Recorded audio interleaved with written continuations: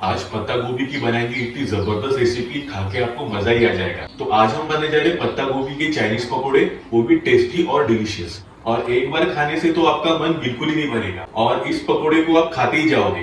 तो बिना किसी देरी के चलिए सुपर डिलीशियस रेसिपी को बनाने की शुरुआत करते हैं। हेलो दोस्तों, मेरा नाम है जॉन और आप देख रहे हैं मेरा चैनल जॉन्स किचन। तो चलिए लेट्स कुक। तो पत्ता गोभी की चाइनीज पकोड़े बनाने के लिए मैंने यहाँ पे लिया है आधा किलो के करीब पत्ता गोभी यानी कि बंद गोभी।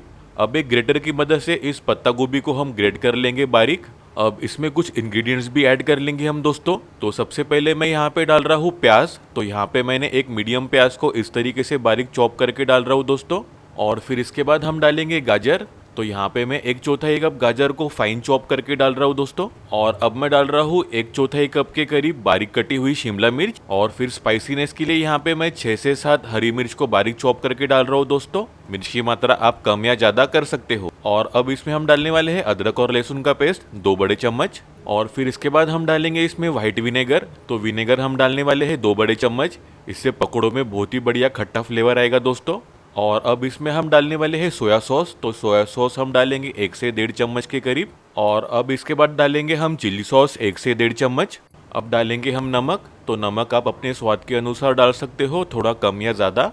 अब मिला लेंगे हम सभी चीज़ों को एक साथ में चम्मच की मदद से और मिक्स कर लेंगे हम अच्छी तरीके से। अब बाइंडिंग के लिए इसमें मैं डाल रहा हूँ मैदा। तो यहाँ पे मैं आधा कप मैदा का इस्तेमाल कर रहा हूँ दोस्तों। और फिर इसके बाद हम डालेंगे कॉर्नफ्लावर। तो यहाँ पे मैं 2 बड़े चम्मच कॉर्नफ्लावर के डाल रहा हूँ। और फिर इसमें हम डालने वाले हैं फूड कलर। तो यहाँ पे आप ऑरेंज या रेड कोई भी फूड कलर का इस्तेमाल कर सकते हो। अब हाथों को हम अच्छी तरीके से वॉश कर लेंगे और इन सभी इंग्रेडिएंट्स को अच्छी तरीके से मिला लेंगे हम दोस्तों हाथों की मदद से।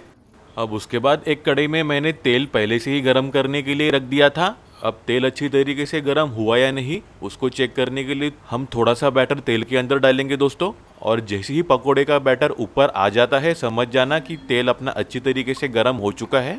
अब हाथों को थोड़ा सा गीला कर लेंगे हम दोस्तों और पकोड़ों के साइज का पोर्शन हम ले लेंगे हाथों की मदद से दोस्तों।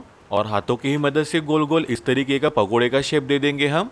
अब ध्यान से धीरे धीरे एक एक करके पकोड़े का बैटर हम गरम तेल में डालेंगे दोस्तों। इस तरीके से तेल बहुत गरम रहेगा इसलिए पकोड़े का बैटर हमें धीरे धीरे और आराम से डालना है। अब पकोड़ों को हाई फ्लेम में ही 2 से 3 मिनट के लिए पकने के लिए छोड़ देंगे हम दोस्तों। और फिर चम्मच की मदद से हम पकोड़ों के साइड्स को पलटा देंगे हम धीरे धीरे करके इस तरीके से।